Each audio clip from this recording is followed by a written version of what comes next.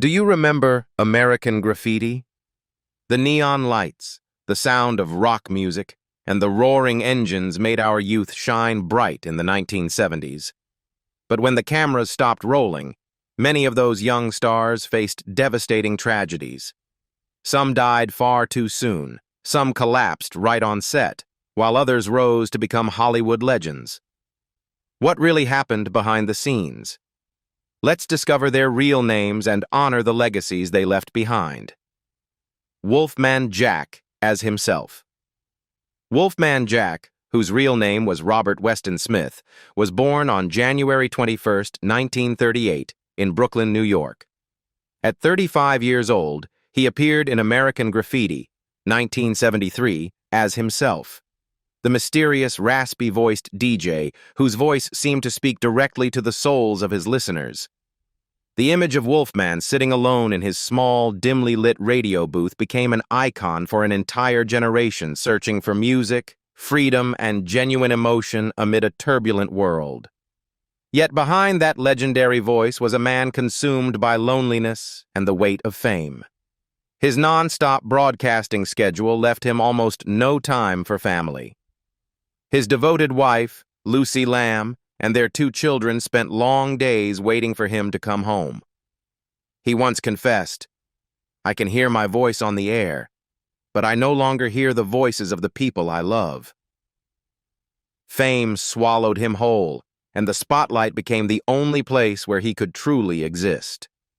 After the massive success of American Graffiti, Wolfman Jack continued to broadcast across the U.S., appearing in shows such as The Midnight Hour and becoming a household name on over 2,000 radio stations worldwide.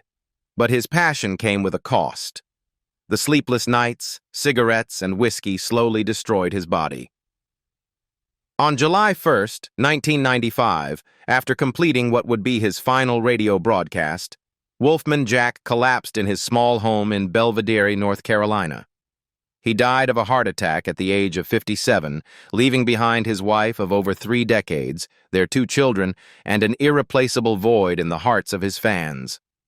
At the time of his death, his net worth was estimated at $5 million. Bo Hopkins as Joe. Bo Hopkins, whose full name was William Malden Hopkins, was born on February 2, 1938 in Greenville, South Carolina. He was 35 years old when he played Joe, the fearless leader of a street racing gang, embodying both rebellion and the deep loneliness of American youth in American Graffiti, 1973. Joe's tough exterior and hollow heart reflected Hopkins himself, a man who carried the scars of a life spent searching for belonging. After his early rise to fame, Bo Hopkins faced an inner pain few ever saw. His father died when he was just 9 years old, and from that point, life became a struggle for survival. He grew up in poverty, spent time in a reform school, and carried the shame of his past throughout his life. When he entered Hollywood, that history followed him like a shadow. Although his performances in The Wild Bunch and Midnight Express earned critical praise, he was often typecast as the bad guy. His personal life brought no relief. His first marriage ended in heartbreak as he failed to balance family and career. His second wife, Cian Eleanor Green, became his final anchor, but declining health drained him of the strength to continue working. In his later years, he lived quietly, battling heart disease and the exhaustion of old age, like a weary warrior who had traveled too far to turn back. On May 28, 2022, Bo Hopkins passed away in Los Angeles after a sudden heart attack. He was 84 years old. His net worth was estimated at $3 million, but his true legacy could never be measured in numbers. Cindy Williams as Laurie Henderson. Cindy Williams, whose full name was Cynthia Jane Williams, was born on August 22, 1947, in Van Nuys, California. She appeared in American Graffiti in 1973, playing Laurie Henderson, the sweet, innocent high school sweetheart of Steve, portrayed by Ron Howard when she was just 25 years old. The image of Laurie, dreamy and tender, standing among classic cars and the passionate rock rhythms of the 1960s, made Cindy an enduring symbol of youth and pure love. After American Graffiti, Cindy skyrocketed to fame on television as Shirley Feeney in Laverne and Shirley. The show became a nationwide phenomenon, earning her Golden Globe nominations and immense popularity. Yet that same spotlight eventually consumed her spirit. When conflicts with her co-star Penny Marshall led to her being forced off the show while she was pregnant, Cindy fell into deep depression. She admitted to feeling betrayed and abandoned by Hollywood and said that in the years that followed, she no longer found joy in acting. The bright smiles she showed on screen slowly faded into quiet sadness behind the scenes. Her personal life was equally turbulent. Her marriage to musician Bill Hudson, the father of Kate Hudson, ended bitterly after his infidelity, leaving her with 2 children and a broken heart. In one interview, Cindy said, "I spent my life making others laugh, but I couldn't make myself smile anymore." Loneliness, depression, and illness gradually wore down her health. She withdrew from the public eye and lived quietly with her children. On January 25, 2023, Cindy Williams passed away in Los Angeles after a short illness that was not publicly disclosed. She was 75 years old. At the time of her death, her net worth was estimated at around $10 million. But what the world remembers most is not the number, but Laurie's gentle gaze in American Graffiti. Suzanne Summers as Blonde in T-Bird. Suzanne Summers, born Suzanne Marie Mahoney, came into the world on October 16, 1946, in San Bruno, California. At 26 years old, she appeared in American Graffiti, 1973, as the Blonde in the White T-Bird, a fleeting vision of beauty that came to symbolize dreams, allure, and the loneliness of youth. Though her role was brief, that single glance through the car window became one of the most memorable moments in American cinema. However, Suzanne's life was marked by pain and perseverance. Her childhood was overshadowed by violence and fear, as her alcoholic father frequently beat and humiliated his children. The trauma left her scarred and determined to prove her worth to the world. After rising to fame as Chrissy Snow in Three's Company, she became a 1970s sex symbol.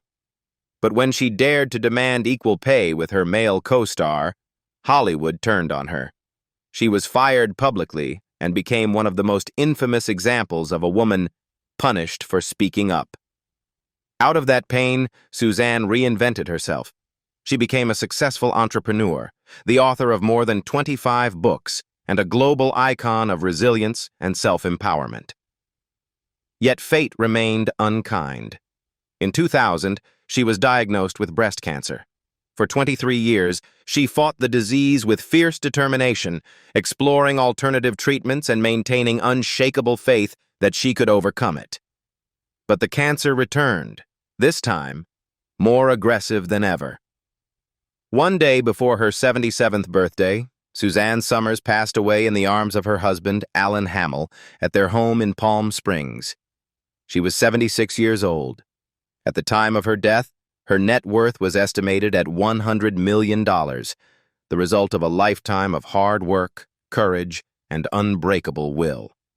Lynn Marie Stewart as Bobby. Lynn Marie Stewart was born on December 14, 1946, in Los Angeles, California. She was 26 years old when she played Bobby, the carefree young woman driving her friends around town, embodying the spirit of freedom and rebellion that defined American youth in American Graffiti, 1973. It was a small role, but her playful, confident expression left a lasting impression on audiences. Yet behind that smile was a deeply sensitive soul. Lynn's career flourished in the 1980s when she portrayed Miss Yvonne in Pee-wee's Playhouse, famously known as the most beautiful woman in Puppetland. The role turned her into a beloved comedic icon of American television, but behind the makeup and laughter, her real life was marked by pain. Her only marriage fell apart after she discovered her husband's infidelity and descent into addiction. She had no children, a regret she later described as the greatest sorrow of her life. By her 40s, she faced severe financial hardship and nearly lost everything she had worked for. In later years, she continued to appear in shows such as It's Always Sunny in Philadelphia and The Golden Girls, but the glamour no longer masked the growing loneliness that consumed her heart. Eventually, Lynn faced her final battle: breast cancer. She fought in silence, hiding her pain while continuing to smile for her fans. On February 21st, 2025, Lynn Marie Stewart passed away in Los Angeles at the age of 78. At the time of her death, her net worth was estimated at around $2 million, modest compared to her peers, yet her true legacy was the image of a woman who kept smiling until the very end. Manuel Padilla Jr. as Carlos. Manuel Padilla Jr. was born on July 13, 1955, in Los Angeles, California. At 18 years old, he appeared in American Graffiti in 1973 as Carlos, a lively, rebellious Latino teen whose brief appearance represented the voices of young Latin Americans longing to be seen and heard. Though it was a small role, Carlos made Manuel part of the timeless cinematic portrait of youth. But Manuel's real life was far removed from the bright lights of Hollywood. Born into a poor family in Los Angeles, he began acting at just 8 years old, playing Jai in the Tarzan TV series alongside Ron Ely. As a child, he was a beloved face across America. But as he grew older, Hollywood forgot him. Roles for Latino actors were scarce, and his career faded without notice. Depression and alcoholism followed, and he took on manual labor jobs, mowing lawns and doing odd work to survive. His life became a heartbreaking testament to the cruelty of the entertainment industry. After his marriage ended, Manuel lost contact with his children and spent his later years in solitude. He once told an old friend, "I used to be part of Hollywood. Now I'm just the guy cutting its lawn." Those words reflected the quiet anguish of a man the world had left behind. When he was diagnosed with colon cancer, he could no longer afford treatment and had to rely on help from a few loyal fans. On January 29, 2008, Manuel Padilla Jr. passed away in Pomona, California, at the age of 52. His net worth was estimated at around $500,000, a small sum, but every dollar represented the hard work and perseverance of a man who never gave up. Deborah Lee Scott as Falfa's girl. Deborah Lee Scott was born on April 2, 1953, in Elizabeth, New Jersey. In 1973, she was just 20 years old when she appeared in American Graffiti as Falfa's girl, the young girlfriend of street racer Falfa, played by Harrison Ford. Though her appearance was brief, her bright smile and mischievous eyes left a lasting impression on audiences. But the lights of fame dimmed far too quickly. After success in Welcome Back, Cotter and Mary Hartman, Deborah Lee slowly faded from the spotlight amid the rise of a new era in television. The woman who once made America laugh on screen found herself spending long, lonely nights in silence as her career stalled. She once admitted that fame could never fill the emptiness of returning home alone. In 2001, tragedy struck when her fiancé, police officer John Dennis Levi, was killed in the September 11th terrorist attacks. That loss shattered her completely, emotionally and physically.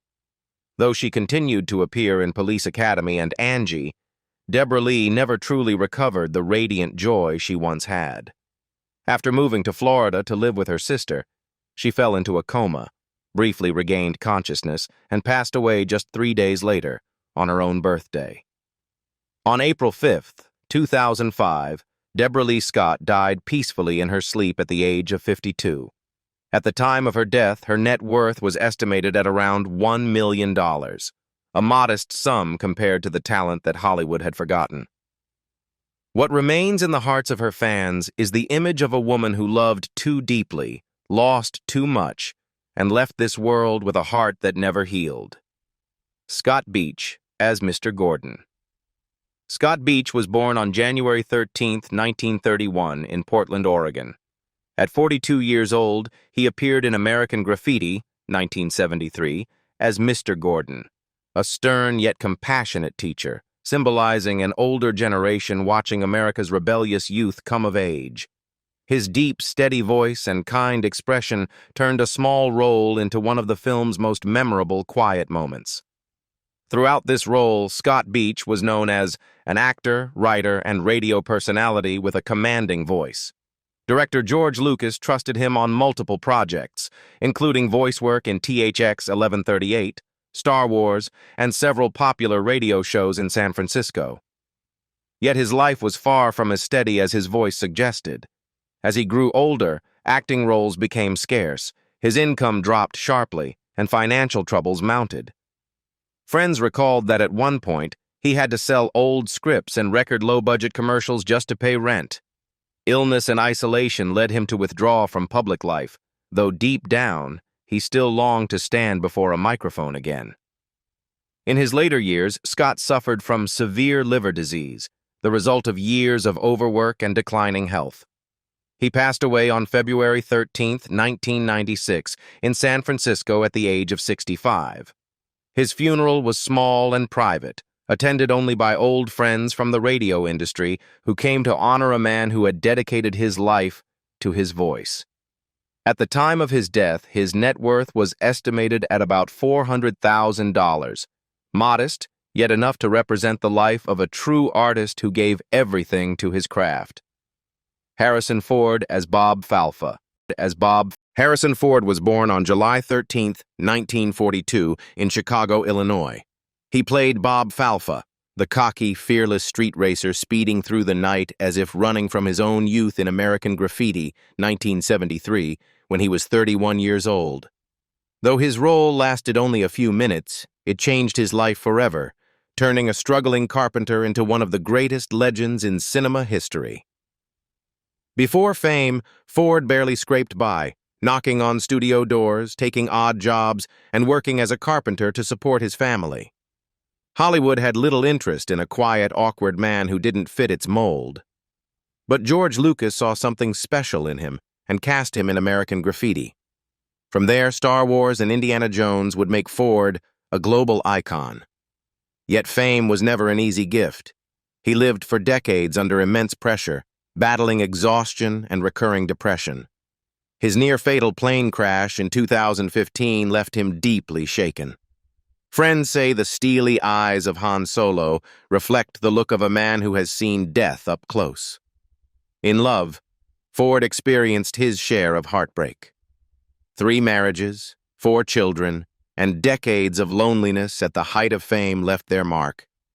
He divorced Mary Marquardt in 1979, separated from screenwriter Melissa Matheson in 2004, who later died of cancer, and only found true peace with Callista Flockhart, whom he married in 2010. For years, he has described himself as a man who isn't good at love, but knows what it means to lose. Away from the spotlight, he found solace in the skies, flying planes, joining rescue missions, and fighting for environmental causes, perhaps as a way to redeem what fame had taken.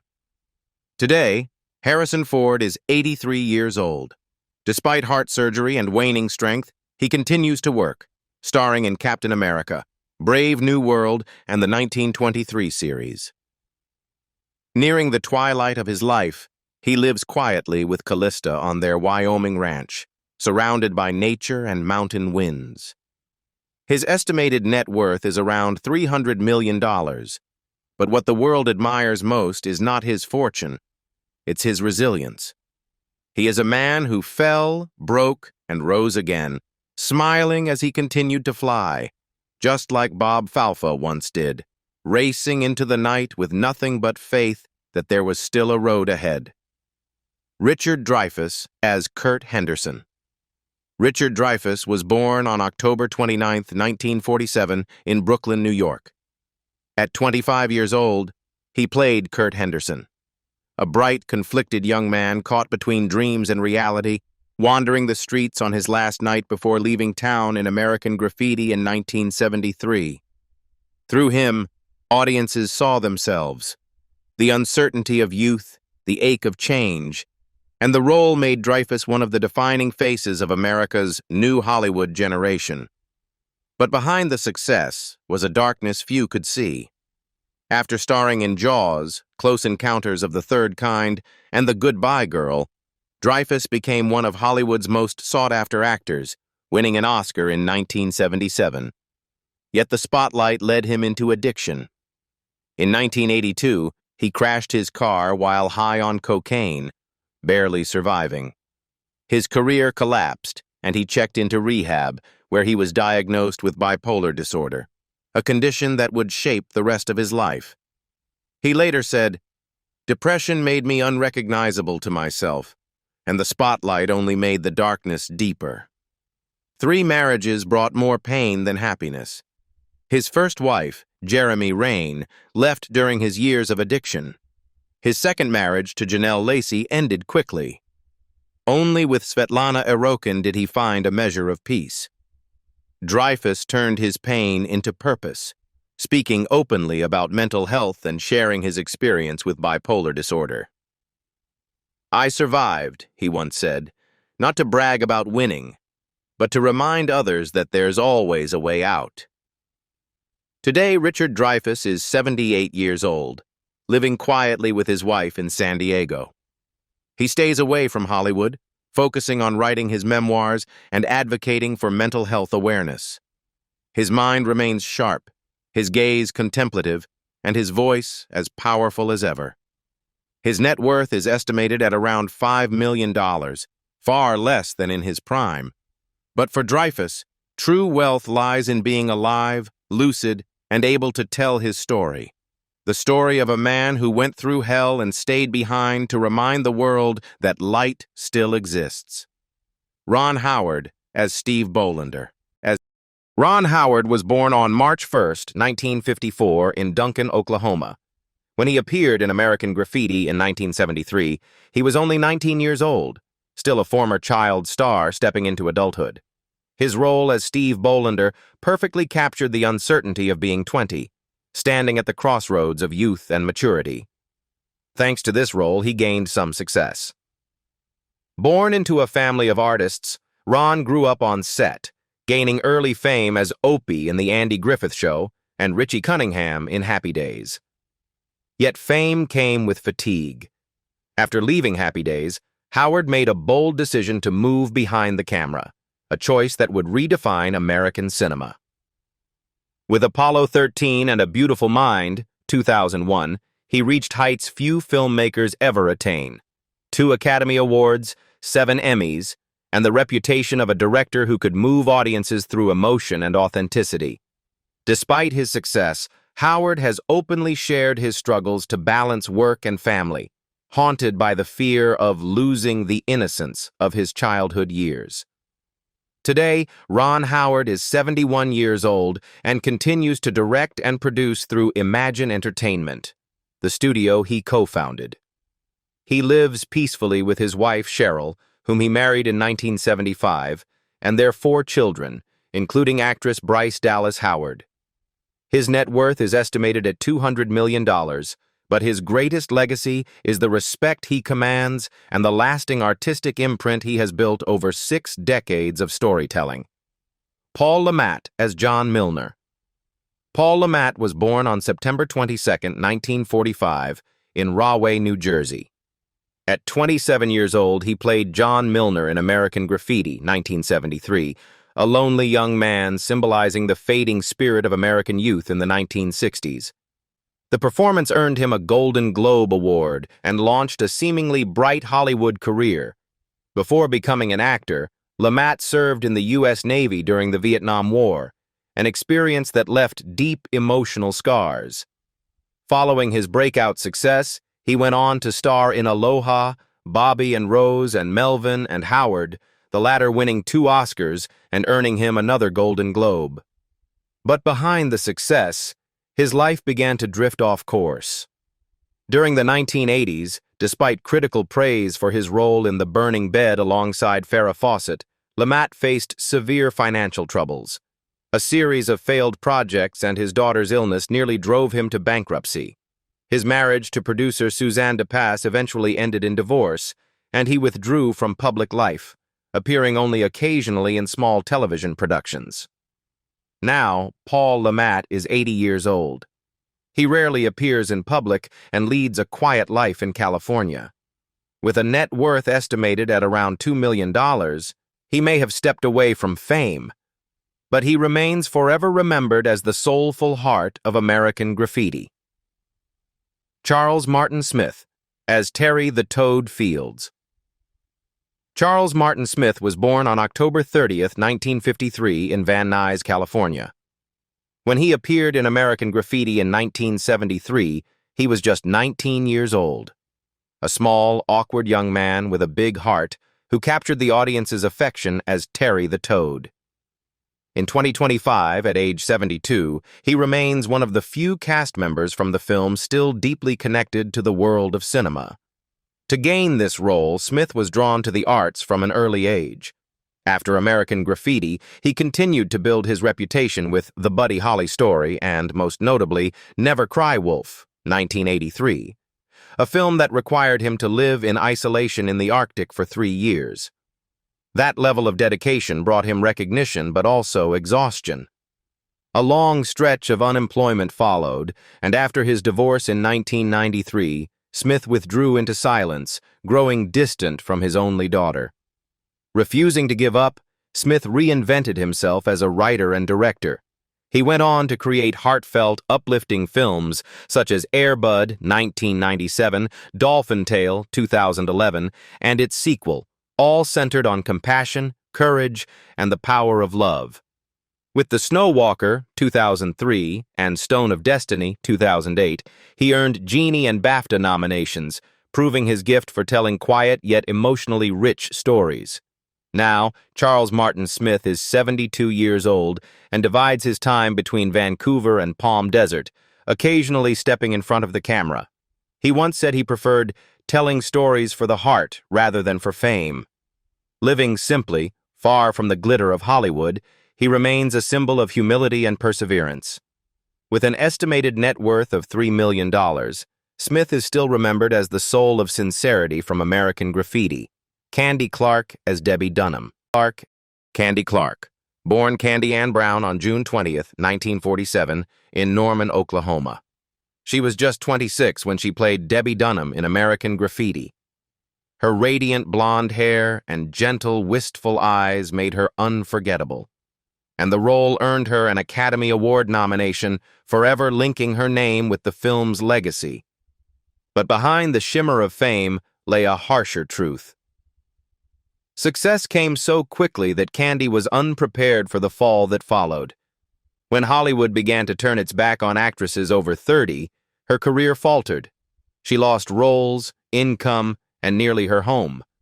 To survive in the very city that had once celebrated her, Candy worked odd jobs, waitressing, taking whatever work she could find.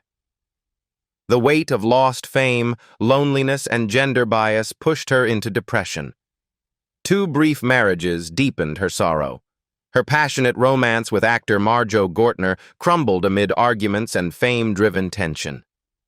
Her second marriage ended quietly after she chose not to have children, afraid of repeating the painful patterns of her own family. Having lost faith in love, she chose solitude, turning to art as a form of healing. Now, at 78 years old, Candy Clark lives peacefully in Texas, devoting her time to painting, yoga, and attending nostalgic film conventions. Her estimated net worth is around $4 million, much of it from American Graffiti royalties and her artwork. The smiles that once lit up the screen may have faded, but their legacies endure in the hearts of audiences everywhere. Which story moved you the most? The stars who left too soon, or those who rose from tragedy to shine again? Tell us in the comments below, and don't forget to like and subscribe to discover more untold stories behind Hollywood's golden legends.